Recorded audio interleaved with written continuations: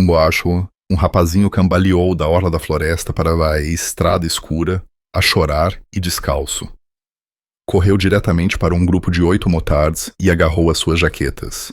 Por favor, sigam-me até casa, implorou, a voz a tremer. Os motards entreolharam-se e, em seguida, seguiram-no por um caminho de terra, entrando na escuridão. Não tinham ideia de que as suas vidas estavam prestes a mudar para sempre. O sol estava a desaparecer por trás das colinas quando Joaquim, conhecido como Queen, avistou o rapaz. Inicialmente, pensou que fosse um animal. Algo pequeno e rápido a fugir entre os pinheiros que ladeavam a Estrada Nacional 115. Mas os animais não gritam. Parar! A voz de Kim atravessou o rugido dos 8 motores V-Twin. Os cavaleiros de ferro travaram com um estrondo, as motos a chiar e a levantar cascalho. O pó girava à volta deles, como fumo. Kim tirou o capacete, a sua barba grisalha apanhando o último brilho do dia. Atrás dele, mais 7 motards fizeram o mesmo, com os rostos confusos e irritados. Mas que raio! Kim! Gritou Marcos, limpando o suor da testa. Kim não respondeu. Já tinha descido da moto. O rapaz cambaleou para fora das árvores. Não deveria ter mais do que 9 anos. O rosto estava sujo e manchado de lágrimas, e as suas roupas rasgadas nos joelhos. Estava descalço, os pés sangravam. Por favor, a voz do rapaz falhou. Por favor, tem de me ajudar. Kim ajoelhou-se, o seu casaco de cabedal a ranger. Ei, miúdo, mais devagar. O que é que se passa? A minha mãe, ela não acorda. O rapaz agarrou o colete de Kim com as 2 mãos, os dedos a tremer. Por favor, sigam-me até casa. Por favor, não sei o que fazer. Os outros motards trocaram olhares. Isto não estava nos planos. Tinham acabado de completar um passeio de solidariedade de 12 horas para arrecadar fundos para um centro de apoio a famílias carenciadas.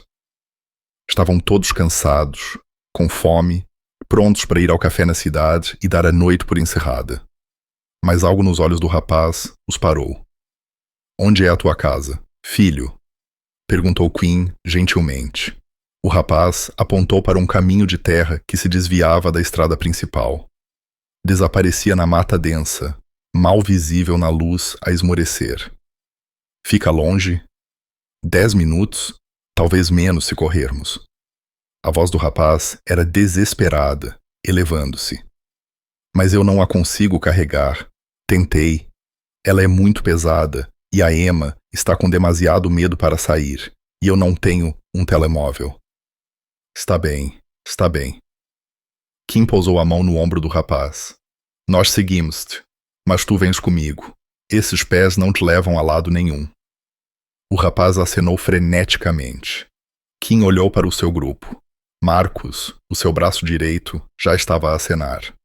Tomás, o mais novo, com 23 anos, parecia incerto. Gasóleo, o gigante com o rosto marcado, estalou os nós dos dedos. Os outros, Ruivo, Sérgio, Urso e Corvo, estavam em silêncio nas suas motos, à espera da decisão de Kim.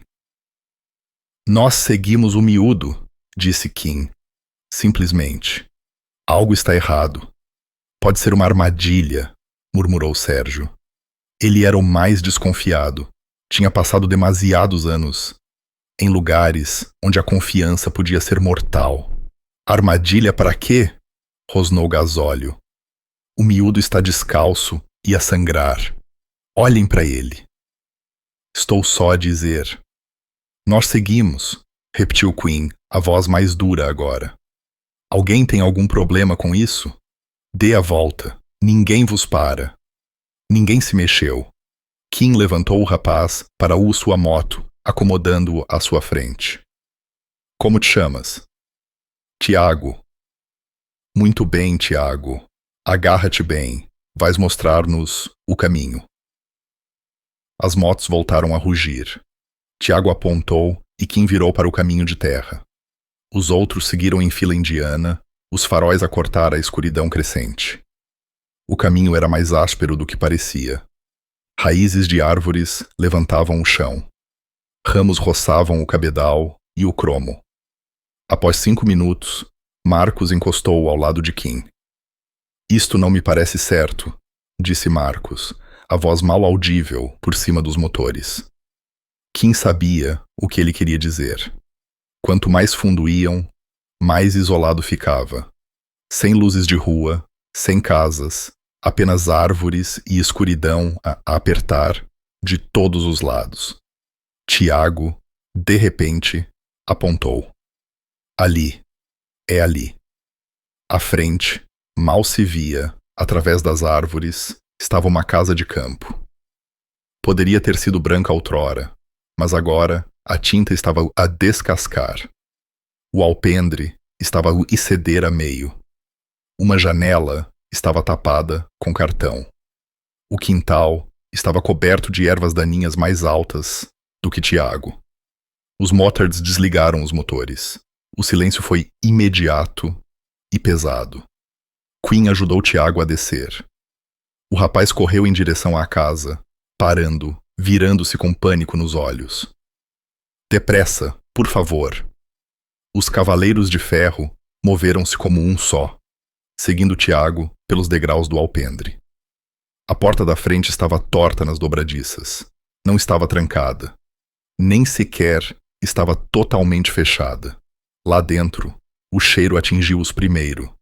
Ar viciado, roupas por lavar, algo azedo e forte que fez Tomás engasgar. A sala de estar era um desastre. Louça suja empilhada em todas as superfícies.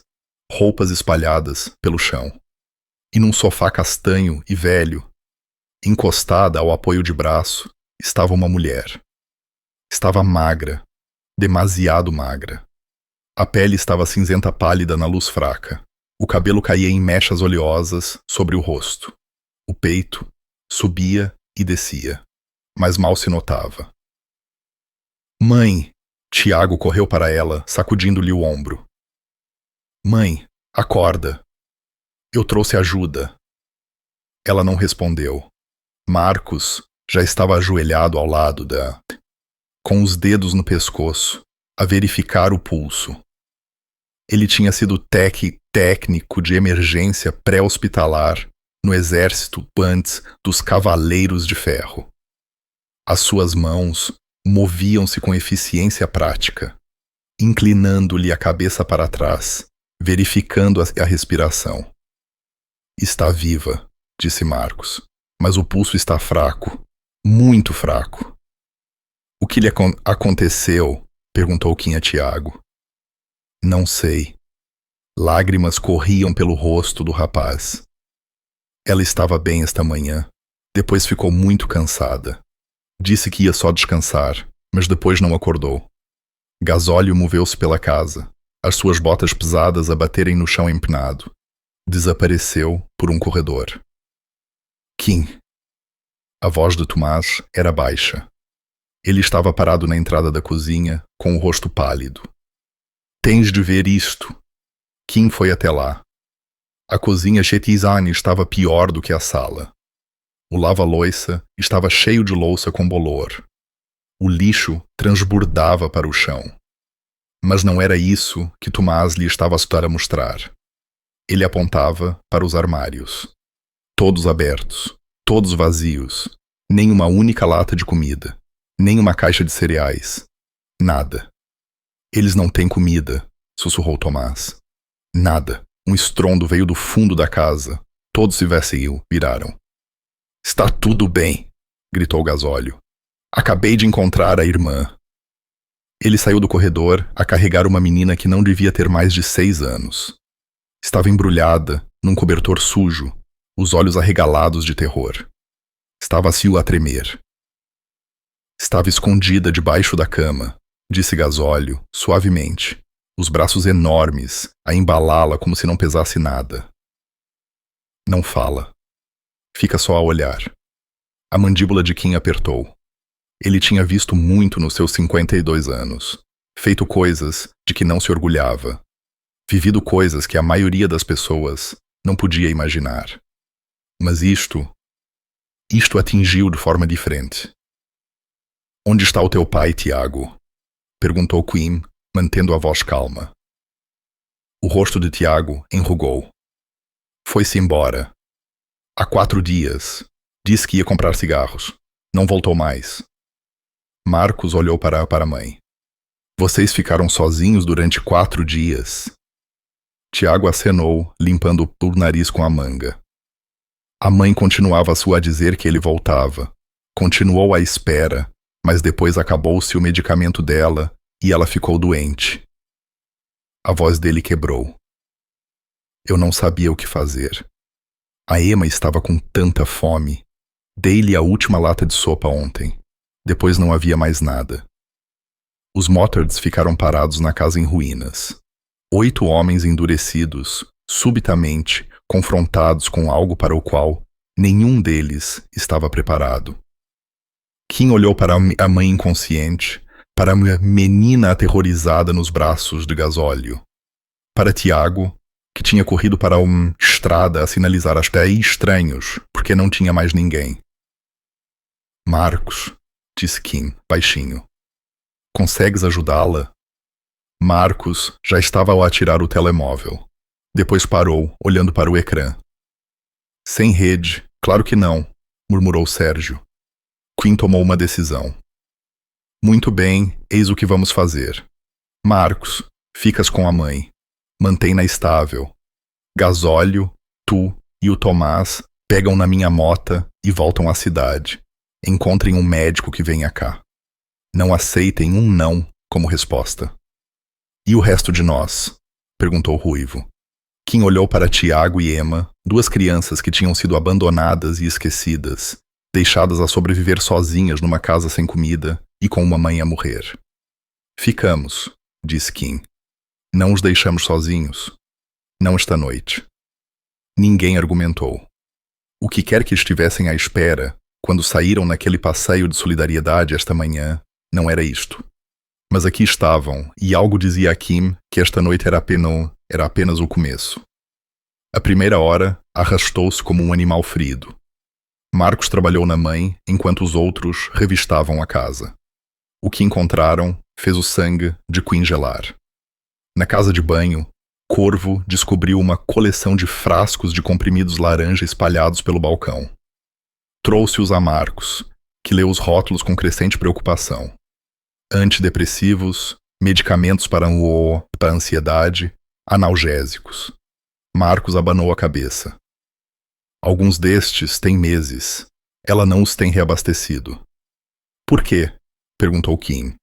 Marcos levantou um frasco, mostrando-lhe o preço ainda colado. 60 euros. Sem seguro de saúde privado. Ele apontou para os outros frascos. Provavelmente estava a escolher entre medicação e comida.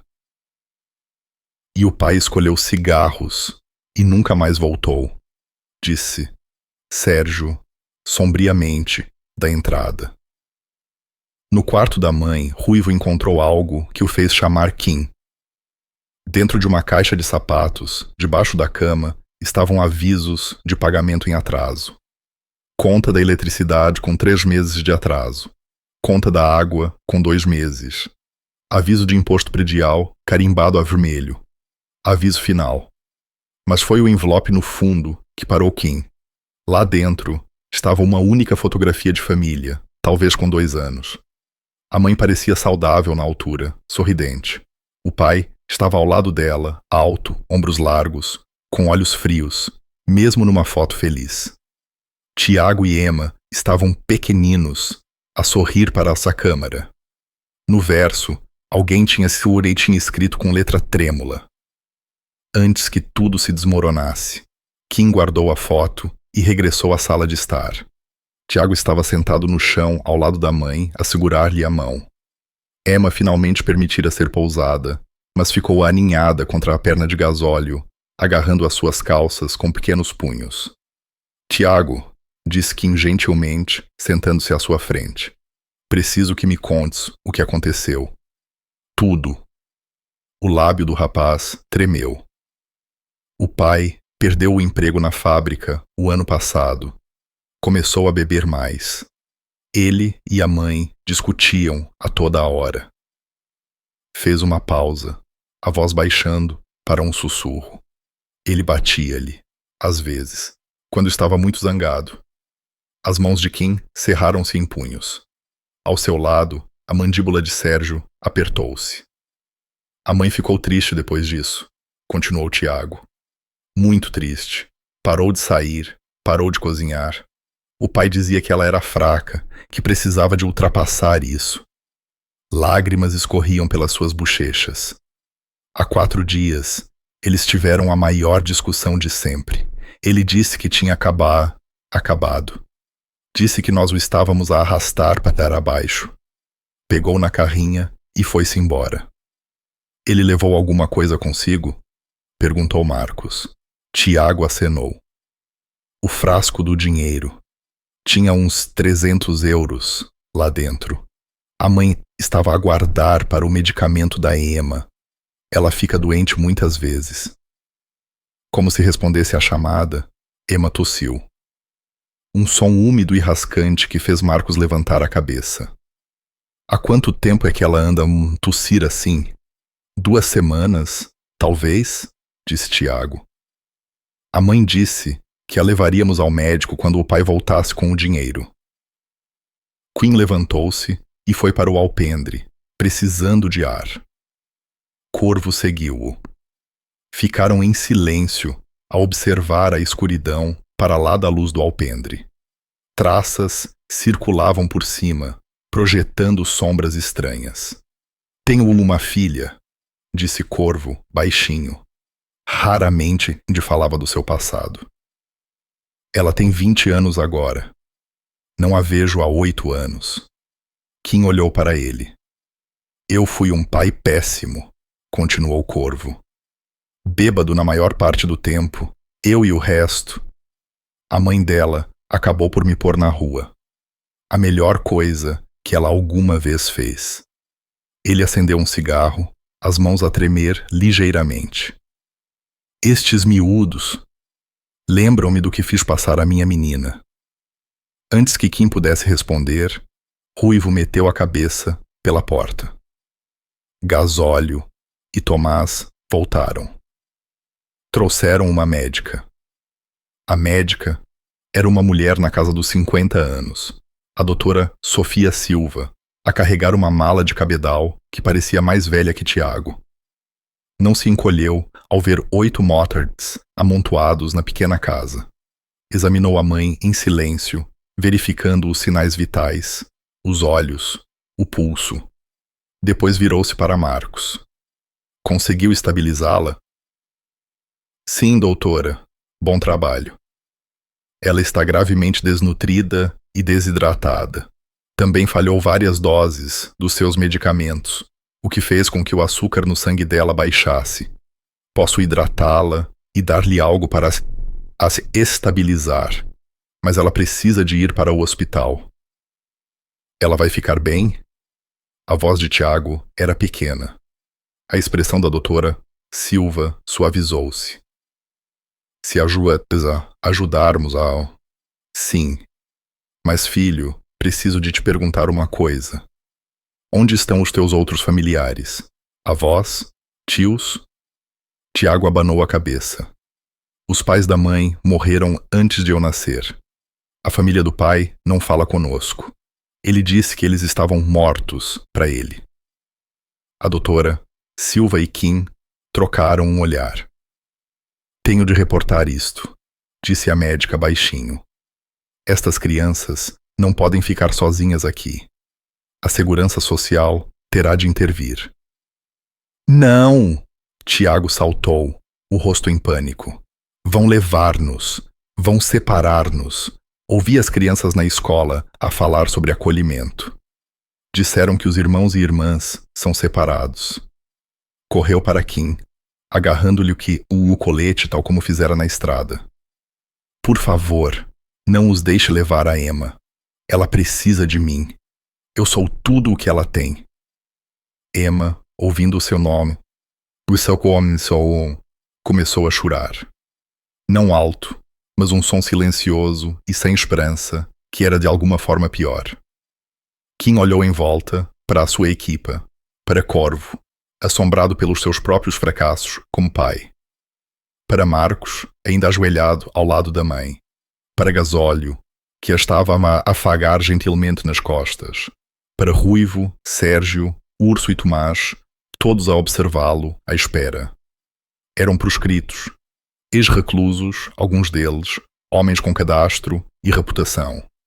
Não o tipo de pessoas em quem o sistema confiava, mas naquele momento eram tudo no que estas crianças tinham. Doutora, disse Kim, lentamente. E se eles não estivessem sozinhos? E se alguém ficasse com eles até a mãe recuperar? A doutora Silva levantou uma sobrancelha. Estás a falar de ti? Estou a falar de nós. Um longo silêncio pairou sobre a sala. Depois, Gasóleo falou. A voz surpreendentemente gentil. Eu fico. Sim, acrescentou Marcos. Eu também. Um por um, os outros acenaram. A doutora Silva olhou para eles por um longo momento. Estes homens rudes, de cabedal e correntes, a prometerem tomar conta de duas crianças abandonadas. Dou-vos esta noite, disse ela, finalmente. Mas amanhã encontramos uma solução real. Entendido? Kim acenou. Entendido. Enquanto a doutora Silva trabalhava na mãe, os motards prepararam-se para uma longa noite. Tinham entrado naquela casa desmoronada como estranhos, mas de alguma forma, no espaço de poucas horas, tinham se tornado noutra coisa. Guardiões, protetores, uma família que ninguém esperava. A mãe acordou às 3h da manhã. Kim estava a cochilar numa cadeira ao pé da janela quando a ouviu ofegar. Marcos estava ao seu lado instantaneamente, os seus instintos de socorrista apurados. Calma, disse Marcos, suavemente. Estás bem. Apenas respira. Os olhos dela vaguearam pela sala, selvagens, com confusão e medo. Depois ela viu Tiago, a dormir no chão, ao lado do sofá, enrolado no casaco de cabedal de alguém. O rosto dela desfez-se. Tiago, ela sussurrou, estendendo-as a mão trêmula para ele. Ele está bem, disse Kim, aproximando-se. O teu rapaz salvou a tua vida. Ele sinalizou-nos na estrada. Ela olhou para Kim, realmente olhou, absorvendo as tatuagens nos seus antebraços, a barba grisalha, o símbolo dos Cavaleiros de Ferro no seu colete. O medo tremeluziu no seu rosto. Quem és tu? Apenas uns tipos de passagem, disse Kim. O teu filho precisava de ajuda. Nós ajudamos. Onde está? Ela parou, a voz a falhar. Onde está o meu marido? A pergunta pairou no ar como fumo. Ele não está aqui, disse Marcos, cuidadosamente. Tiago disse que ele saiu há 4 dias. Algo se partiu na expressão dela. Não surpresa, apenas uma aceitação profunda e cansada até aos ossos, como se estivesse à espera desta confirmação. Ele não vai voltar, pois não? A voz dela era mal audível. Ninguém respondeu. Não precisavam. Ela fechou os olhos, as lágrimas a escorrer pelas suas bochechas encovadas. Eu sabia. Acho que sempre soube. Mas eu continuava a dizer aos miúdos. Continuava a dizer que ele voltava. Minha senhora, começou Kim. Sara, ela interrompeu. O meu nome é Sara. Sara, disse Kim gentilmente. Tu estiveste muito doente. A doutora Silva veio cá. Ela disse que precisas de cuidados médicos adequados. Os olhos de Sara abriram-se de repente. Uma médica? Como é que vamos pagar a uma médica? Não temos seguro. Não temos nada. O pânico subiu-lhe mais na voz. Oh, Deus! As contas, a casa, os miúdos. Sara, para. Marcos pousou a mão no ombro dela. Neste momento, tens de te concentrar em melhorar. Nós resolvemos o resto. Tu não entendes. Vão levar os meus filhos. Sara tentou sentar-se, mas estava muito fraca. Se descobrirem que o Diogo se foi embora, se souberem que eu não consigo cuidar deles, vão tirar-nos. Ninguém vai tirar ninguém, trovejou o gasóleo da porta. Emma estava a dormir encostada ao seu peito, o pequeno corpo lá subir e descer com a sua respiração. Sara olhou para o homem enorme e com cicatrizes a segurar a sua filha com tanta ternura, e vieram-lhe novas lágrimas. Por que é que nos estão a ajudar? Ela perguntou. Vocês nem nos conhecem. Kim pensou sobre essa pergunta. Por que estavam ali? Podiam ter ligado para o 112 da estrada e ido embora. Poderiam ter deixado as crianças numa esquadra da GNR e desaparecido. Era isso que as pessoas inteligentes teriam feito. Mas nenhum deles tinha sequer sugerido isso. Porque o teu filho nos pediu, disse Quinn, simplesmente. E ele foi corajoso o suficiente para confiar em estranhos quando não tinha outra escolha. Parecia errado desiludi-lo. Lá fora, a madrugada estava a começar a surgir. Os outros motards estavam espalhados pela propriedade. Ruivo a verificar o perímetro. Sérgio a tentar pôr a bomba de água antiga a funcionar, a praguejar e a sangrar os nós dos dedos até que finalmente voltou à vida. Urso e Tomás tentavam arranjar os degraus do alpendre com restos de madeira que tinham encontrado no barracão. Corvo entrou a carregar sacos de supermercado. Tinha saído na sua mota há 1 hora, sem dizer uma palavra. Agora, desempacotava pão, leite, ovos, manteiga de amendoim, maçãs. Uma loja de conveniência a 20 minutos pela estrada, explicou, evitando os olhares de todos. Pensei que os miúdos iam precisar de pequeno almoço. Sara viu-o encher os armários vazios, os lábios a tremer. Eu não vos posso pagar de volta. Não tenho dinheiro para mercearias. Ninguém pediu para pagar, disse Corvo, rispidamente. Tiago mexeu-se, acordado pelas vozes. Sentou-se, viu a mãe acordada e correu para o lado dela. Mãe, estás bem? Oh, meu amor! Sara puxou o T para perto, inalando o cheiro do cabelo dele. Sinto-o tanto. Está tudo bem, disse Tiago, mas a sua voz estava apertada pelas lágrimas que tinha contido durante dias. Estás acordada, agora. Vai ficar tudo bem. Kim saiu para o alpendre, precisando de ar. Marcos seguiu-o. Ficaram a observar o nascer do sol a pintar o céu em tons de laranja e rosa. Teria sido bonito se a situação não fosse tão feia.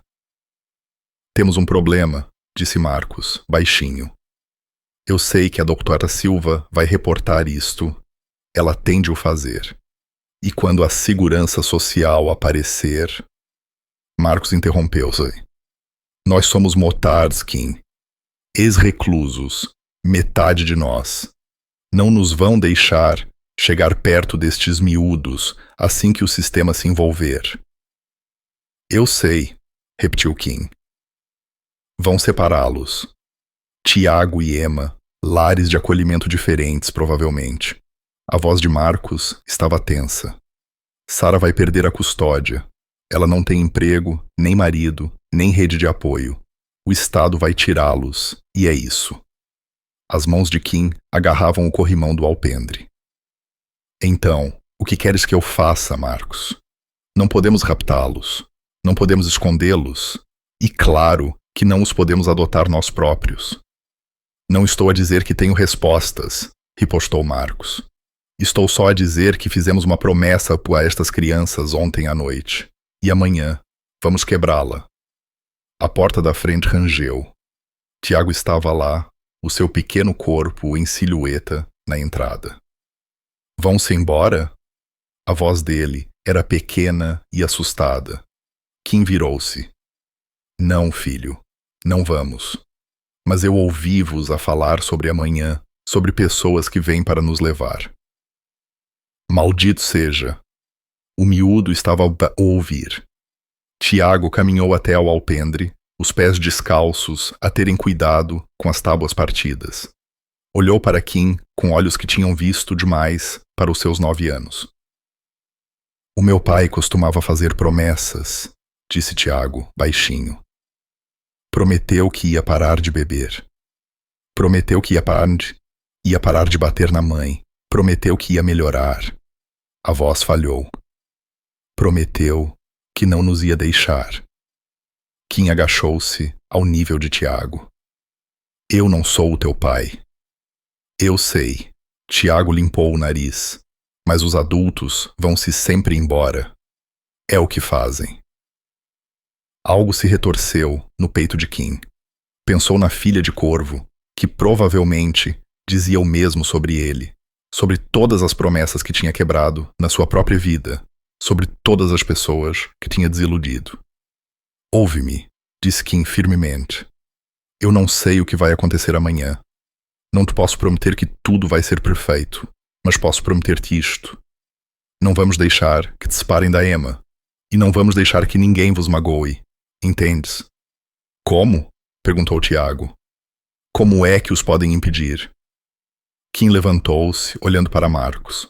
Depois voltou para o rapaz. Eu ainda não sei, admitiu, mas vamos descobrir. Dentro da casa, Emma começou a chorar. A voz fraca de Sara tentava confortá-la. O resfolegar profundo de gasóleo juntou-se e, de alguma forma, impossivelmente, os choros da menina transformaram-se em risinhos. Os olhos de Tiago arregalaram-se. A Emma está a rir. Ela não ri há semanas. Marcos e Kim trocaram um olhar. Talvez não pudessem consertar tudo. Talvez o sistema vencesse no final. Mas naquele momento, tinham dado estas crianças algo de que precisavam desesperadamente. Esperança. E Kim estava condenado se deixasse isso morrer sem lutar. Ao cair da noite, a casa de campo parecia quase habitável. Os motards tinham trabalhado durante o dia como homens possuídos. Sérgio arranjou a bomba de água, praguejando, até que ela finalmente tossiu e voltou à vida. Ruivo e Urso remendaram o telhado onde a chuva estava a pingar para o quarto de Emma. Tomás limpou a cozinha até que já não cheirasse a abandono. Sara observava do sofá, demasiado fraca para fazer muito mais do que chorar baixinho com a sua bondade. A doutora Silva regressou para examinar. A expressão da médica era ilegível enquanto ela via a casa transformada, os armários abastecidos, as crianças a comer sanduíches de manteiga de amendoim numa mesa que tinha sido esfregada. Eu fiz o relatório, disse a doutora Silva, baixinho aqui no alpendre. A segurança social estará cá amanhã de manhã, às 9h. A mandíbula de Kim apertou. E depois? Vão avaliar a situação, entrevistar a Sara, verificar a casa. Ela fez uma pausa. Olha, eu sei o que estão a tentar fazer aqui, mas estas crianças precisam de estabilidade, de uma rede de apoio. A Sara precisa de cuidados psiquiátricos, medicação consistente e um caminho de volta ao emprego. Isso não é algo que vocês possam fornecer com boas intenções e trabalho braçal. Então, nós simplesmente entregamo-los? Estou a dizer que o sistema existe por uma razão. A voz da doutora Silva suavizou-se. Eu sei que não é perfeito, mas é melhor do que 2 crianças a viverem na pobreza com uma mãe que não consegue cuidar delas e um pai que é um cobarde, terminou Quinn. Sim, percebemos essa parte. A doutora Silva deixou-os com essa verdade a pairar no ar. Quando a escuridão caiu, os motards reuniram-se à volta de uma fogueira no quintal. Alguém tinha encontrado marshmallows na loja de conveniência. Emma estava sentada no colo de gasóleo, as suas pequenas mãos pegajosas com açúcar derretido. Tiago estava encostado a Quinn, a lutar contra o sono. Lá dentro, Sarah tinha finalmente adormecido, exausta da sua primeira refeição verdadeira em dias. Então, qual é o plano? Perguntou Ruivo, quebrando o silêncio. Vamos simplesmente deixá-los levar os miúdos amanhã? Que escolha temos? Disse Tomás. O seu rosto jovem parecia mais velho à luz do fogo. Não podemos lutar contra o governo. Claro que podemos, murmurou Sérgio. E dizemos o quê? Desafiou Marcos. Que 8 motards com registro criminal querem tomar conta dos filhos dos outros? Vão rir-se de nós. Urso falou, a voz baixa. A minha prima trabalha nos serviços de apoio à família, no distrito de Santarém. Ela disse, uma vez, que eles tentam sempre manter as famílias unidas. É a primeira prioridade. Mas precisam de ver uma estrutura de apoio. Alguém que possa ajudar o pai, mãe, a reerguer-se. A Sarah não tem ninguém, disse Corvo. É esse o problema. Não, disse Kim lentamente, uma ideia a formar-se. Ela tem-nos a nós. Todos se viraram para o olhar. Pensem bem, continuou Kim. Nós somos os Cavaleiros de Ferro. Fazemos trabalho de caridade o tempo todo. Abrigos para sem-abrigo, recolha de brinquedos no Natal. É literalmente o que estávamos a fazer quando encontramos estes miúdos. E então, perguntou Sérgio. Então, fazemos disto o nosso novo projeto. A voz de Kim ganhou confiança. Dizemos à segurança social que somos a rede de apoio. Ajudamos com reparações, mercearias, transporte, para consultas. Garantimos que a Sarah tem o que precisa para melhorar. Vamos provar que os miúdos não precisam de ser retirados porque a mãe já não está sozinha. Marcos olhou para ele. Estás a falar a sério? Seríssimo. Kim, disse Marcos, cuidadosamente. Isso não é um projeto de fim de semana. Isso é um compromisso. Meses, talvez anos.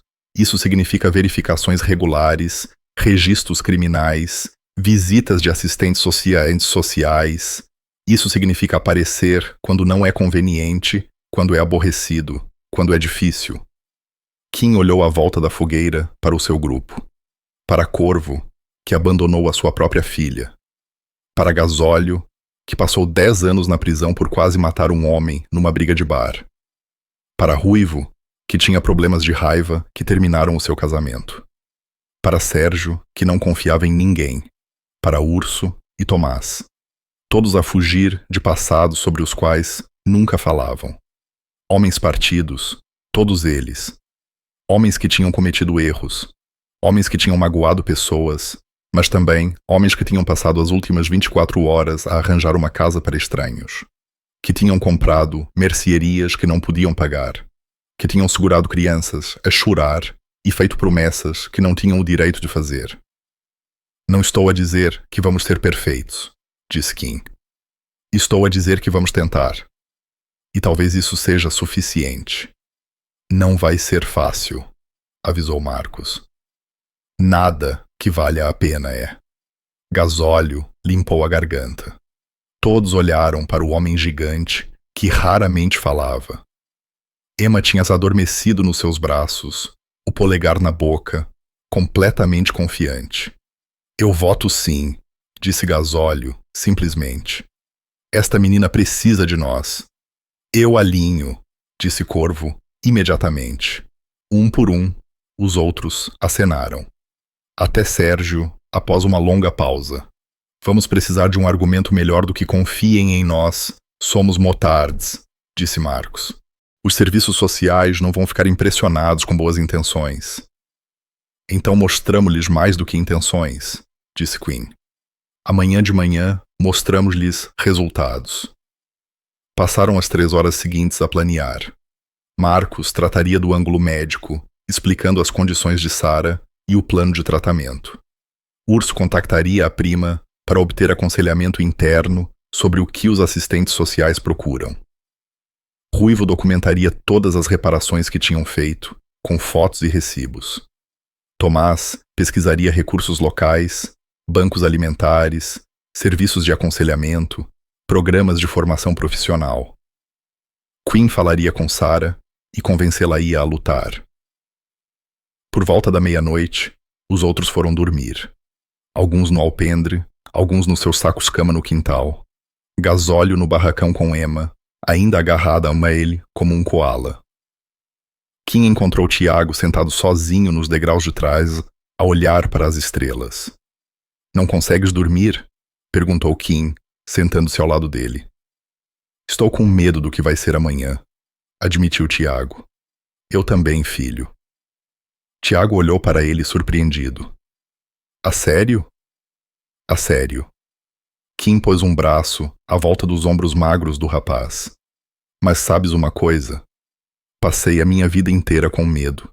Medo de mudar, medo de me comprometer, medo de me importar com algo mais do que a minha mota e a minha próxima bebida. Ele apertou gentilmente. Depois, tu fugiste daquelas árvores e agarraste-te ao meu colete. E pela primeira vez em 20 anos, eu tive mais medo de te desiludir do que de tentar. E se eles não ouvirem? Sussurrou Tiago. E se nos levarem na mesma? Kim não lhe mentiu. Ele tinha aprendido isso. Então, vamos descobrir o plano B, e o plano C, e o plano D, se for preciso. Mas não vamos parar de lutar. Essa é a promessa. Tiago encostou-se a ele e Quinn sentiu os ombros do rapaz a tremer com lágrimas silenciosas. Todo o medo, exaustão e trauma dos últimos dias, finalmente a romper. Está tudo bem, disse Kim, baixinho. Deixa sair. Tu foste forte durante tanto tempo. Não tens de ser forte agora. Ficaram ali sentados, debaixo das estrelas. Um homem partido e um rapaz partido. Ambos a tentar acreditar que o amanhã poderia ser diferente. Dentro da casa, Sarah estava acordada, ao ouvir o som de homens adultos a ressonar no seu alpendre e no seu quintal. Estranhos que se tinham tornado guardiões, proscritos que se tinham tornado anjos. Ela não sabia o que o amanhã traria, mas pela primeira vez em anos, não o estava medo a enfrentar sozinha. A assistente social chegou num carro branco exatamente às 9h da manhã. O seu nome era Patrícia Lopes, e ela parecia exatamente alguém que tinha passado 20 anos a lidar com o pior que a humanidade tinha para oferecer. Olhos cansados, sapatos práticos, uma prancheta que podia muito bem ter sido uma arma. Ela parou ao ver as 8 motocicletas estacionadas na entrada, coberta de ervas. Kim saiu do alpendre para a receber. Estava arranjado, barbeado, vestindo assim a sua camisa menos intimidante debaixo do colete. Não ajudou muito. Ele ainda parecia exatamente o que era. Dona Patrícia, eu sou o Joaquim, o Kim. Falamos ao telefone com a doutora Silva. A mão de Patrícia moveu-se para o seu spray de pimenta. Os motards, são vocês. Sim, minha senhora. Foi-me dito que um de vocês ficaria com a família temporariamente. Os olhos dela percorreram as motos, os homens que emergiam da casa e do barracão. Não 8. Os planos mudaram, disse Kim calmamente. Gostaríamos de falar convosco sobre a situação das crianças. Eu não estou aqui para falar convosco, Sr. Joaquim. Estou aqui para avaliar o bem-estar de 2 menores. Ela passou por ele em direção à casa. Lá dentro, Sarah estava sentada no sofá com Emma ao colo e Tiago encostado ao seu lado. Marcos estava por perto, parecendo profissional na camisa de botões que tinha emprestado a Urso. A casa estava limpa, os armários abastecidos, as crianças alimentadas e vestidas com as roupas mais limpas que tinham. A expressão de Patrícia não mudou enquanto ela examinava a cena. Dona Sarah, sou a Patrícia Lopes da Segurança Social. Preciso de lhe fazer algumas perguntas. A entrevista foi brutal. Patrícia perguntou sobre o abandono de Diogo, o historial médico de Sara, a sua medicação psiquiátrica, o seu estado de emprego, a sua rede de apoio. Sara respondeu com a verdade, a voz a tremer, as lágrimas a escorrer pelo rosto, enquanto ela admitia tudo. O abuso, a pobreza, o dia em que não conseguiu sair da cama. Tiago segurou a mão da mãe durante tudo isso. Patrícia tomou notas, sem emoção. Depois pediu para falar com as crianças em privado. Não, disse Tiago imediatamente. Está tudo bem, meu amor, sussurrou Sara. Não está tudo bem. A voz de Tiago subiu. Vão levar-nos. Eu sei que vão. A expressão de Patrícia suavizou-se ligeiramente. A primeira fenda na sua armadura. Tiago, eu preciso de ter a certeza de que tu e a tua irmã estão seguros. Esse é o meu trabalho. Eu só quero falar. Estamos seguros, insistiu Tiago. Estamos seguros agora, por causa deles. Ele apontou para os motards que estavam desajeitadamente na entrada da cozinha. Patrícia seguiu o seu gesto. Os motards fizeram-te sentir seguro. Eles salvaram a vida da mãe. Trouxeram-nos comida. Arrumaram a nossa casa. A voz de Tiago era feroz. Eles não tinham de nos ajudar, mas ajudaram. E não vão sair. Patrícia escreveu algo na sua prancheta. Também preciso de falar com eles. Ela entrevistou cada motard separadamente na cozinha. Kim foi o primeiro. Senhor Joaquim, qual é exatamente a sua relação com esta família? Conhecemos-los há 2 dias. E decidiu ficar? Sim, minha senhora. Por quê? Kim encarou-a. Porque eles precisavam de ajuda, e nós podíamos dá-la.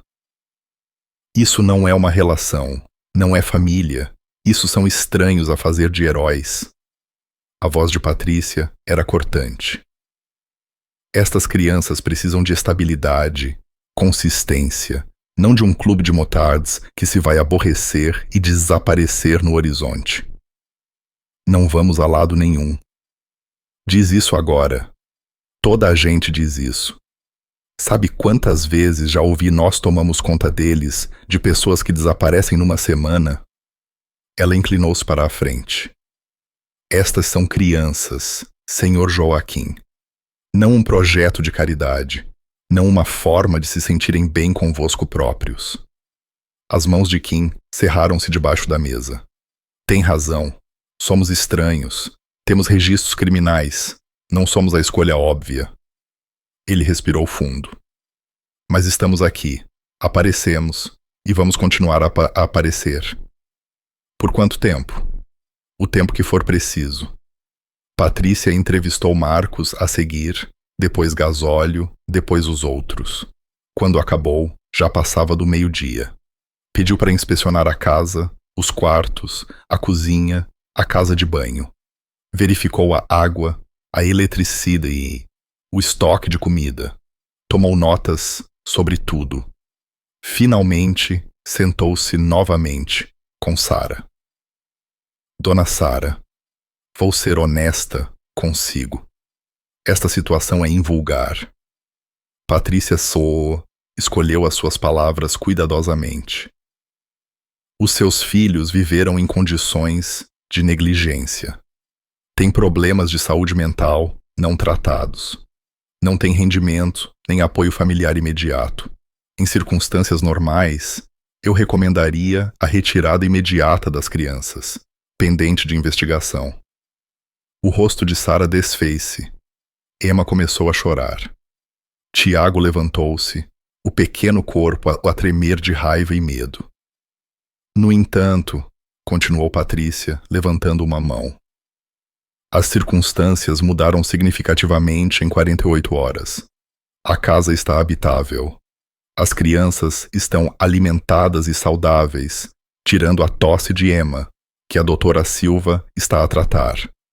E a senhora parece ter adquirido uma rede de apoio.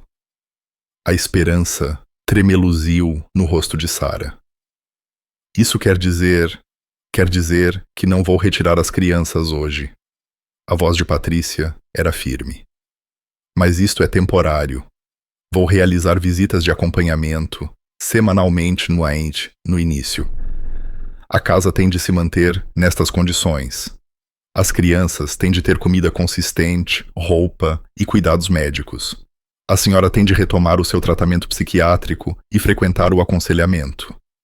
E estes homens? Ela gesticulou para os motards. Eles precisam de provar que são a sério. Como é que fazemos isso? Perguntou Kim da entrada. Patrícia levantou-se, recolhendo os seus pertences. Continuando aqui daqui a um mês, daqui a 3 meses, daqui a 6 meses. Ela olhou para cada motar por sua vez. Porque falar é fácil, Sr. Joaquim, e as vidas das crianças não o são. Entregou a Sara uma pilha de papéis. Recursos, bancos alimentares, serviços de aconselhamento, programas de formação profissional. Usem-nos. Depois caminhou para uma porta. No limiar, parou e virou-se. Espero que entendam o que estão a assumir, disse Patrícia, baixinho. Porque se falharem, se algum de vocês desaparecer, se esta casa voltar ao caos, não hesitarei. Essas crianças serão colocadas em acolhimento, possivelmente separadas. Essa é a realidade. Nós entendemos, disse Kim. Patrícia acenou uma vez e saiu. O silêncio que se seguiu foi ensurdecedor. Depois, Emma desceu do colo de Sara, caminhou até Gasóleo e levantou os braços. Ele pegou nela, e ela envolveu os seus pequenos braços à volta do pescoço dele. Tu ficaste, ela sussurrou. As suas primeiras palavras, desde que tinham chegado. O rosto com cicatrizes de gasóleo suavizou-se. Sim, pequenina. Ficamos. Eles viram o carro de Patrícia desaparecer pela estrada. Bem, disse Sérgio. Isso foi aterrador. Mas ela tem razão, acrescentou Marcos. Não podemos estragar isto. Kim olhou para a casa de campo, ainda desmazelada, ainda partida, mas de pé. Como a família lá dentro, como os homens à sua volta. Então não vamos, disse ele, simplesmente. Não era grande plano, mas era o único que tinham. 3 dias depois, Diogo, o pai, entrou no o refúgio do Zé, o café à beira da cidade. A notícia espalhou-se rapidamente em pequenas comunidades. Quando o sol se pôs, metade da cidade sabia que ele tinha voltado. Quando o telemóvel de Quim tocou, toda a equipa dos Cavaleiros de Ferro também sabia. Tens a certeza que é ele? Perguntou Kim a Ruivo, que tinha recebido a chamada de um empregado de mesa que lhe devia um favor. Tipo alto, casaco castanho, a conduzir uma Ford toda estragada com uma amolgadela na porta do passageiro, a gabar-se de um ganho no póquer em Portimão. A voz de Ruivo estava tensa com raiva mal controlada. É ele! Kim olhou para a casa de campo. Pela janela, podia ver Sara a ajudar Tiago com os trabalhos de casa à mesa da cozinha. Emma estava a colorir no chão. Gasóleo a vigiá-la como um anjo da guarda cicatrizado. Onde é que ele está agora? Ainda no refúgio do Zé, a ficar bêbado com o que é provavelmente o dinheiro das mercearias dos filhos. A mandíbula de Kim cerrou-se. Chamem os outros, mas ninguém faz nada estúpido. Vamos só conversar. Conversar? Repetiu Ruivo, secamente. Foi o que eu disse. O refúgio do Zé era o tipo de lugar onde as lutas começavam e as perguntas não eram feitas. Madeira escura, iluminação mais escura, e o cheiro, a cerveja velha e sonhos desfeitos. Diogo estava sentado ao balcão, a rir demasiado alto, com o braço à volta de uma mulher que não era sua esposa. Era um homem grande, ombros largos, com o tipo de rosto que poderia ter sido bonito antes da amargura e do álcool lhe terem marcado as linhas. Ele não reparou nos 6 motards a entrar até que Quinn se sentou ao lado dele. Diogo. A voz de Quinn era conversadora. Diogo virou-se, os olhos turvos. Quem pergunta? Alguém que tem estado na tua casa, a cuidar dos teus filhos, da tua esposa. O sorriso desapareceu do rosto de Diogo. Endireitou-se um pouco, a embriaguez a dissipar-se. Que raio estás a falar? Quem és tu? As pessoas que encontraram a tua família 4 dias depois de as abandonares. Marcos estava do outro lado de Diogo. O teu filho estava a chorar na berma da estrada. A tua filha estava escondida debaixo de uma cama. A tua esposa estava inconsciente. O rosto de Diogo ficou vermelho. Isso não é da tua conta, caramba. Passou a ser nosso quando as deixaste para morrer, rosnou Gasóleo, por trás. O café tinha ficado em silêncio. Toda a gente estava basta para observar que o Diogo levantou-se, a balançar ligeiramente. Era alto, mas Gasóleo também era, e Gasóleo estava sóbrio. Eu não sei quem pensas que és, mas tens de sair da minha frente. Senta-te, disse Quinn baixinho. Algo no seu tom fez Diogo hesitar. Quinn não estava a me ameaçar. Estava simplesmente a declarar um facto. Diogo sentou-se. Aqui está o que vai acontecer, continuou Quinn. Vais ouvir. Vais ouvir o que a tua família passou enquanto estavas a desperdiçar o dinheiro da comida deles no sul do país. O teu filho tem 9 anos. Ele encontrou a mãe inconsciente, sem comida em casa, a irmã a tossir até ficar doente. Ele não sabia se a mãe estava a morrer, nem sequer sabia se voltavas. Quinn inclinou-se mais perto. Então ele correu para uma estrada e implorou ajuda a estranhos, porque não tinha mais ninguém. O rosto de Diogo tinha ficado pálido. Emma, a tua filha. Ela não falou durante 2 dias. Ficava só a olhar para o nada. Sabes quais foram as primeiras palavras dela depois de aparecermos? A voz de Marcos era dura. Ela disse, tu ficas. Porque é isso que ela aprendeu sobre adultos. Eles vão-se embora. Eu ia voltar, disse Diogo, mas a sua voz estava fraca. Eu só precisava de espaço, de tempo para pensar. Roubaste 300 euros, disse Ruivo secamente. Dinheiro que Sara estava a guardar para o medicamento da Emma. Levaste-o e fugiste. Eu ia mandar o dinheiro de volta. Eu só tive azar nas mesas. Para. A voz de Kim cortou as desculpas como uma faca. Para. Tu não vais voltar para aquela casa. Não vais a lado nenhum perto daqueles miúdos. Os olhos de Diogo estreitaram-se. Eles são meus filhos, minha esposa, minha casa. Tu não me podes impedir de ir para casa. Na verdade, disse uma voz da porta, podem. O comissário Costa entrou, com a mão a descansar no cinto, perto da arma. Era um homem experiente, na casa dos 60. Alguém que tinha visto suficiente para saber quando desviar o olhar e quando intervir. Comissário, disse Diogo, o alívio a inundar a sua voz. Estes homens estão a incomodar-me, a ameaçar-me. Isso é engraçado, disse o comissário Costa, sem sorrir, porque a doutora Silva apresentou um relatório há 3 dias sobre abandono e negligência infantil. E Patrícia Lopes, da Segurança Social, mencionou-te pelo nome. Há uma investigação ativa. Diogo, deixaste a tua família sem comida, sem dinheiro, sem cuidados. O rosto de Diogo perdeu a cor. Agora, eu podia prender-te neste momento, continuou o comissário. Ou podes facilitar. Assina alguma custódia temporária à tua esposa. Aceita visitas supervisionadas apenas e inscreve-te num programa de desintoxicação. Não me podes obrigar. Não, mas um juiz pode e vai fazê-lo. O comissário Costa tirou um papel dobrado. Isto é uma ordem de restrição. Ficas a 150 metros daquela casa de campo e daqueles miúdos até provares que não és um perigo para eles. Diogo olhou para o papel como se fosse uma cobra. Assina, disse Kim baixinho. Ou não assines. A escolha é tua.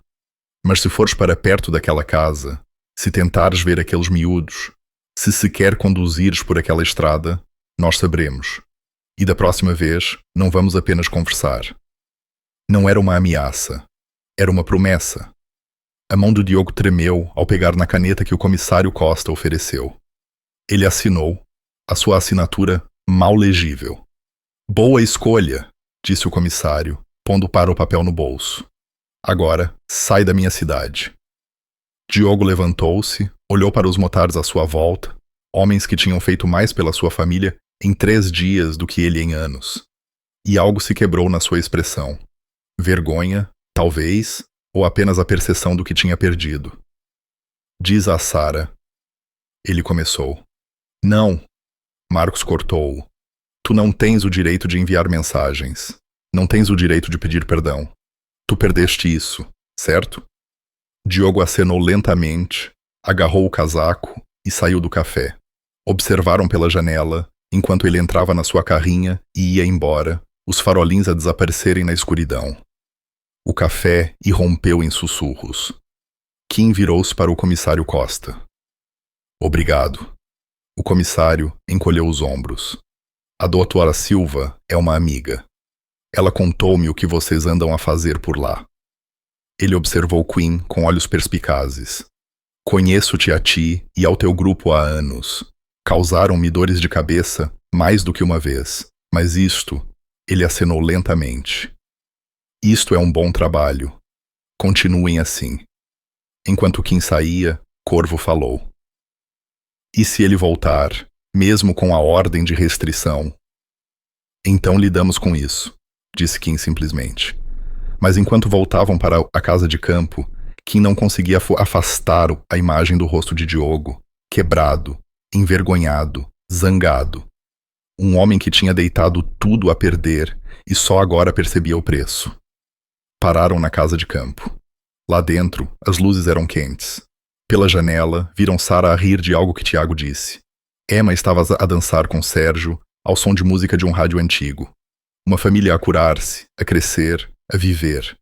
E tinham se certificado de que o homem que tentara destruí-la não podia voltar para terminar o trabalho. Parecia uma vitória. Mas algo dizia a Quim que isto ainda não tinha acabado. Patrícia Lopes regressou exatamente uma semana depois, prancheta na mão, o ceticismo ainda gravado no rosto. O que ela encontrou fê-la parar à porta. O quintal da casa tinha sido transformado. As ervas daninhas estavam cortadas. O alpendre estava reparado e pintado. Luzes solares alinhavam o caminho. Uma ideia de Tomás, paga com dinheiro reunido pelo grupo. Pela janela, ela viu Sara, ao balcão da cozinha, a cozinhar comida a sério, frango e vegetais. Não apenas sopa. Lá dentro, Patrícia conduziu a sua inspeção com a mesma minúcia de antes. Mas desta vez, a diferença era inegável. O quarto de Emma tinha sido pintado de amarelo pálido. Havia cortinas nas janelas, costuradas à mão por uma mulher do grupo de reabilitação de Corvo que queria ajudar. Livros alinhavam uma prateleira que Gasóleo tinha construído. A menina mostrou a Patrícia o seu novo ursinho de peluche com orgulho. O Gasóleo ganhou-o para mim na feira, disse Emma, abraçando-o com força. Ele atirou os anéis e ganhou a primeira. Ganhou, é? Patrícia tomou nota. No quarto de Tiago, os trabalhos de casa estavam organizados numa secretária que Ruivo tinha recuperado e restaurado. Um calendário na parede mostrava vistos para tarefas concluídas, estrelas para bom comportamento. Estrutura, rotina, estabilidade. Patrícia entrevistou Sara novamente. Como se está a sentir, dona Sara? Melhor. A voz de Sara estava mais forte do que na semana passada. Comecei o aconselhamento. A doutora Silva ligou-me a um psiquiatra que ajusta os custos da medicação com base no rendimento. Posso pagar agora. Ela fez uma pausa. E tenho me candidatado a empregos. O Marcos ajudou-me a atualizar o meu currículo. O Motar ajudou-a com o currículo? Ele era técnico de emergência pré-hospitalar antes de se juntar ao clube. Ele sabe como fazer as coisas parecerem profissionais. Sara sorriu ligeiramente. Ele tem praticado perguntas de entrevista comigo. Os outros também. O Kim faz me responder enquanto me cronometra. Diz que preciso de parar de pedir desculpa por tudo. A caneta de Patrícia pairou sobre a prancheta. E as crianças? Como é que se estão a adaptar? Os pesadelos de Tiago pararam. Ele dorme a noite toda, agora. E a Emma? A voz de Sara embargou com emoção. Ela fala agora. Frases complexas. Conta-me sobre o dia dela. Ela ri. Por causa dos motards. Porque já não estamos sozinhas. Sara encarou Patrícia. Eu não estou a dizer que eles são perfeitos. O urso pragueja às vezes e tem de pôr dinheiro no frasco dos palavrões da Emma. O Sérgio é paranoico com tudo. Ele verifica as fechaduras 5 vezes antes de sair. Mas eles aparecem, todos os dias. Estão a ensinar o Tiago a andar de bicicleta. Estão a ler histórias para a Emma antes de dormir. Estão a ajudar-me a ser a mãe que eu devia ter sido o tempo todo. Patrícia entrevistou as crianças a seguir. Emma estava mais animada, descrevendo como Gasóleo a ensinou a desenhar flores, e Corvo lhe mostrou como assobiar. Tiago falou sobre Urso a ajudá-lo com os trabalhos de matemática, e Tomás a ensiná-lo sobre motocicletas. Sente-te seguro? Perguntou Patrícia a Tiago. Sim, minha senhora. E quando o teu pai voltou? O rosto de Tiago ficou sério. O Kim contou-nos. Disse que o pai assinou papéis e não pode vir cá mais. Disse que nunca mais temos de o ver, a menos que queiramos. Ele olhou para Patrícia diretamente. Eu não quero. Ele magoou a mãe. Ele deixou-nos. O Kim e os outros, eles são mais família do que ele alguma vez foi. Lá fora, Patrícia encontrou Quinn e Marcos a trabalhar no barracão antigo, a substituir tábuas podres.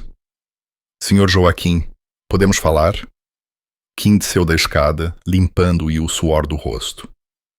Há algum problema? É o que estou a tentar determinar. Patrícia consultou as suas notas. Estiveram cá todos os dias durante uma semana. O vosso clube inteiro tem feito turnos de rotação. Quem está a gerir as vossas vidas normais? Os vossos empregos? As vossas responsabilidades? Estamos a gerir, disse Kim, simplesmente. Isso não é uma resposta.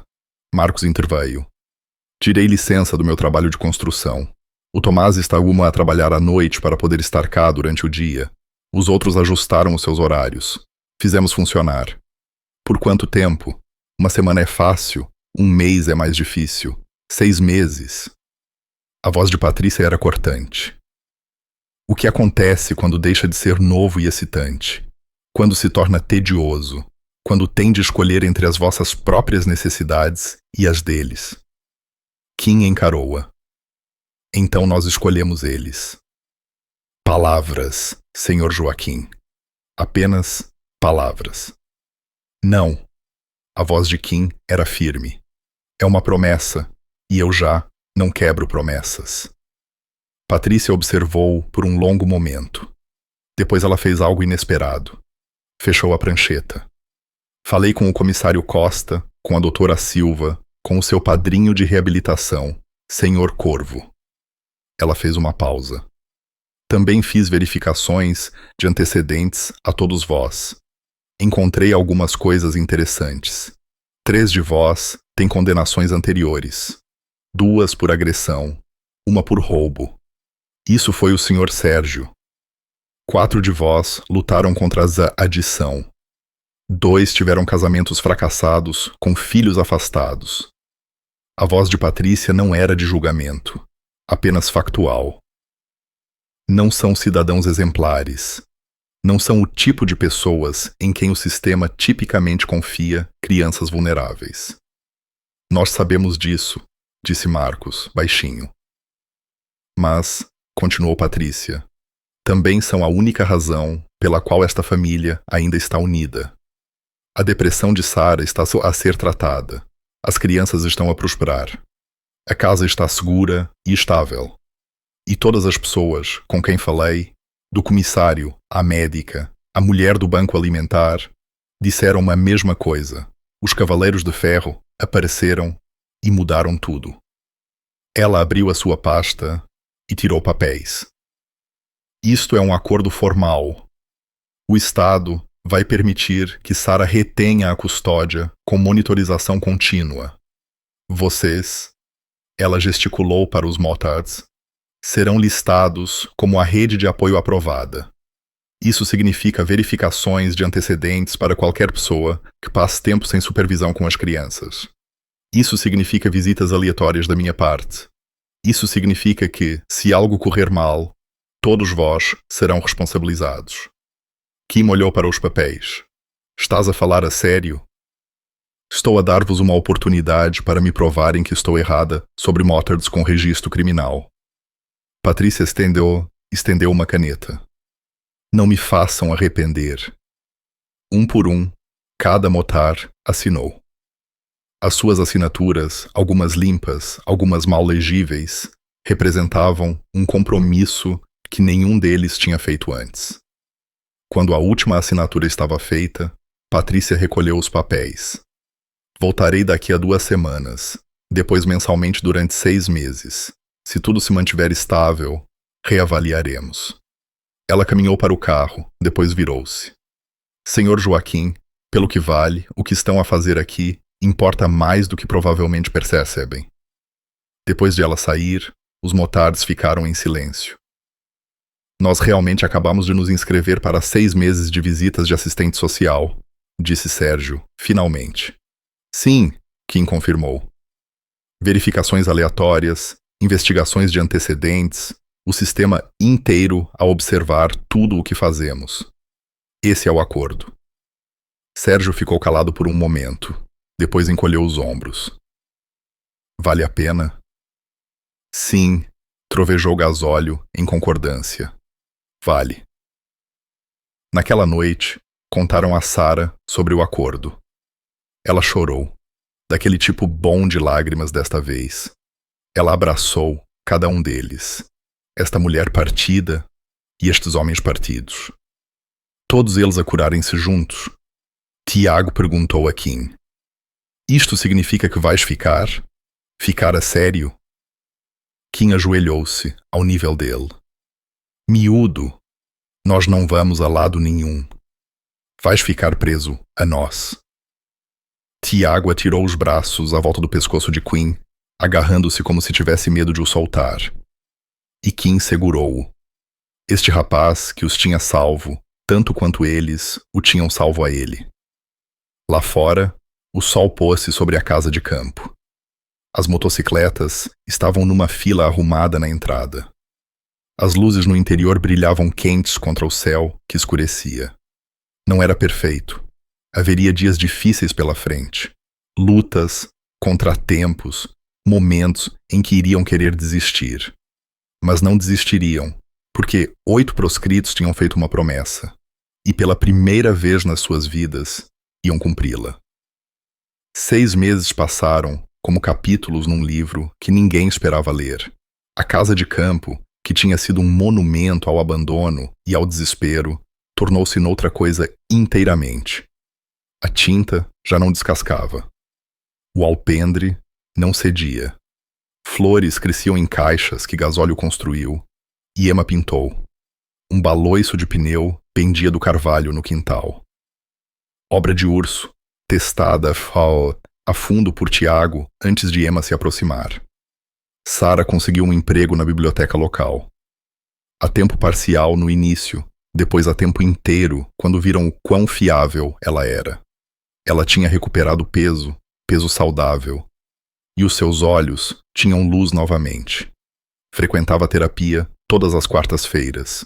Os motards garantiam que ela nunca faltava a uma consulta. Emma começou o jardim de infância. No seu primeiro dia, ela insistiu em usar o seu vestido favorito, roxo com flores, e ia carregar a lancheira que Tomás lhe tinha comprado. Gasóleo levou-a até a sala de aula, o seu corpo, maciço, mal cabendo na porta minúscula. Os olhos da professora arregalaram-se, mas Emma agarrou a mão dele e anunciou com orgulho: "Este é o meu tio Gasóleo. Ele é o melhor." A professora não argumentou. Tiago juntou-se ao clube de bicicletas da escola. Kim ensinou-o a andar corretamente, com o Ruivo a supervisionar e a gritar instruções sobre equilíbrio e travagem. No dia em que Tiago pedalou 1 quilômetro inteiro sem parar, todo o grupo aplaudiu como se ele tivesse ganho um campeonato. As visitas de Patrícia Lopes tornaram-se rotina. Mensalmente, depois bimensalmente. Cada vez que vinha, encontrava só a mesma coisa: estabilidade, progresso, uma família que estava a se curar-se. Na sua visita final agendada, ela sentou-se à mesa da cozinha com Sara, a rever o processo. A sua depressão está controlada, está empregada. As crianças estão saudáveis, a frequentar a escola, sem sinais de trauma ou negligência. Patrícia levantou o olhar. "Dona Sara, estou a recomendar o encerramento do caso. A senhora já não precisa de supervisão estatal." A mão de Sara voou para a boca. "A sério? A sério?" Patrícia permitiu-se um pequeno sorriso. Fez o trabalho. A senhora e a sua invulgar rede de apoio. Lá fora, a invulgar rede de apoio estava a ensinar Emma a tirar uma bola. Ela não conseguia atirar longe, mas estava determinada. E cada tentativa era recebida com entusiasmo exagerado de homens adultos que tinham visto combate e prisão, mas agiam como se ela tivesse acabado de ganhar o campeonato nacional. Patrícia observou pela janela. "Tenho feito este trabalho durante 23 anos. Vi muitos resultados, muitos deles maus." Ela fechou um dossiê. "Esta é a primeira vez que vejo um clube de motards salvar uma família." Não tinha a certeza se alguma vez escreveria estas palavras, mas eles são bons para a senhora, para as crianças. Sara limpou as lágrimas dos olhos. "Eles salvaram-nos. A todos nós." "Não. Salvaram-se todos uns aos outros." Naquela noite, Quinn convocou uma reunião do clube na casa de campo. Todos se reuniram à volta da mesa da cozinha, a mesma mesa onde tinham encontrado, pela primeira vez, armários vazios e desespero. "A Patrícia encerrou o caso", anunciou Quinn.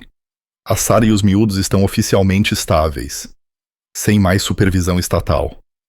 Gritos de alegria irromperam. Gasóleo levantou Emma para os seus ombros. Tiago chocou as mãos com Marcos. Sara riu. Riu a sério pela primeira vez em anos. Mas Kim continuou, levantando a mão para pedir silêncio. "Tenho andado a pensar. Nós tropeçamos nisto. Encontramos um miúdo numa estrada. Mas quantos outros miúdos estão por aí? Quantas outras famílias a desmoronar-se sem ninguém para as amparar?" A sala ficou em silêncio. "Não estou a dizer que podemos salvar toda a gente", disse Quinn. "Mas salvamos esta, e se conseguimos fazer uma vez..." Ele interrompeu-se, deixando-os terminar o pensamento. Corvo falou primeiro. "Estás a falar em tornar isto oficial. Uma missão a sério. Estou a dizer que temos algo aqui. Recursos, habilidades, uma rede. E se usássemos isso?" Marcos acenou lentamente. "Há programas, organizações que ligam voluntários a famílias em risco. Podíamos fazer parceria com eles. Precisamos de estrutura", acrescentou o Ruivo. Talvez estatuto de organização sem fins lucrativos. Financiamento. Não podemos fazer tudo do nosso bolso para sempre. Eu conheço um advogado que me deve um favor, disse Sérgio. Podia ajudar com a papelada. Tomás tirou o telemóvel. Já estou a desenhar um logótipo. Cavaleiros de Ferro. A rodar pelos miúdos esquecidos. Kim olhou para Sara. O que achas? Ela sorriu por entre as lágrimas. Acho que vão mudar muitas vidas. 3 meses depois, os Cavaleiros de Ferro realizaram o seu maior passeio de solidariedade até a data. Mais de 200 motocicletas reuniram-se na praça da cidade. As notícias locais estavam lá. Câmaras, repórteres, pessoas que antes sussurravam sobre os motards assustadores, agora alinhavam as ruas com cartazes de apoio. Na frente da formação, Quinn estava na sua moto, mas não estava sozinho. Tiago estava sentado à sua frente, a usar um capacete do tamanho de criança que Corvo tinha pintado à medida com chamas. As mãos do rapaz agarravam o guiador, o seu rosto dividido no maior sorriso que alguém alguma vez tinha visto. Estás pronto, miúdo? Perguntou Kim. Pronto! Gritou Tiago. Atrás deles, os outros motards aceleraram os motores. Um rugido estrondoso de cromo e pó. E potência, mas desta vez não era intimidante. Era triunfante. Uma faixa estendia-se pelas motos da frente. Cavaleiros de Ferro, a rodar pelos miúdos esquecidos. Sara estava na calçada com Emma, que acenava com entusiasmo. A menina estava a usar um pequeno colete de cabedal, um presente do clube com o seu nome bordado nele. Emma Turner, Cavaleira de Ferro Honorária. Patrícia Lopes estava por perto, sem prancheta, pela primeira vez. Ela apanhou o olhar de Kim e deu-lhe um aceno de respeito. O comissário Costa dirigia o trânsito, com um ligeiro sorriso. A doutora Silva acenou da multidão. Até o presidente da Câmara da cidade tinha aparecido para fazer um discurso sobre comunidade e segundas oportunidades. O passeio levá-los-ia por 3 distritos, terminando num hospital pediátrico onde entregariam brinquedos e doações. Mas, mais do que isso, entregariam esperança. Prova de que, às vezes, as pessoas que a sociedade descarta são as que aparecem quando é mais importante. Kim acelerou o motor. O som ecoou nos edifícios, poderoso e vivo. Ele pensou naquele dia, 6 meses antes. Um rapaz a chorar a cambalear para fora das árvores. Um pedido desesperado. Uma escolha de seguir quando teria sido mais fácil ir embora. Essa escolha tinha mudado tudo. Muito bem, Tiago! Kim gritou por cima do rugido dos motores. Acena, a tua mãe é irmã. Tiago acenou com as 2 mãos, a saltar de excitação. Agora agarra-te bem, disse Kim. Temos uma missão. O comboio avançou. 200 motocicletas a moverem-se como uma só. Uma irmandade que tinha encontrado o seu propósito. Homens que tinham passado anos a fugir do seu passado, agora a caminhar em direção aos seus futuros. Na parte de trás da formação, Gasóleo andava com o ursinho de peluche de Emma, amarrado à sua moto. Ela tinha insistido que ele o levasse para dar sorte. Corvo andava ao lado de Marcos, ambos sóbrios e estáveis. Ruivo, Sérgio, Urso e Tomás ladeavam os lados, protetores e orgulhosos. Não eram perfeitos. Ainda cometiam erros. Alguns dias eram mais difíceis do que outros, mas eles apareceram. Cumpriram as suas promessas, fizeram o trabalho, porque um rapazinho tinha saído das árvores a chorar. Por favor, sigam-me até casa. E eles tinham-nos seguido para algo maior do que qualquer um deles poderia ter imaginado. Para a redenção, para a família, para uma missão que ecoaria através de inúmeras vidas ainda por salvar. As motocicletas desapareceram pela estrada, o seu rugido a desvanecer-se na distância. Mas o impacto que deixaram para trás, em Sarah, em Emma, em Tiago, numa cidade que aprendeu a não julgar pelas aparências, uns nos outros, isso duraria para sempre. Às vezes, as pessoas que nos salvam não são aquelas que esperamos. Às vezes, são aquelas de quem todos os outros desistiram. Às vezes, são proscritos e moçupos em motocicletas que ouvem uma criança a chorar e decidem que desta vez não vão fugir. Desta vez vão ficar. E isso faz toda a diferença. Se gostou desta história de esperança e redenção, por favor, subscreva o canal para mais narrativas emocionantes. Deixe o seu comentário abaixo e diga-nos qual foi o seu momento favorito e goste do vídeo para nos apoiar.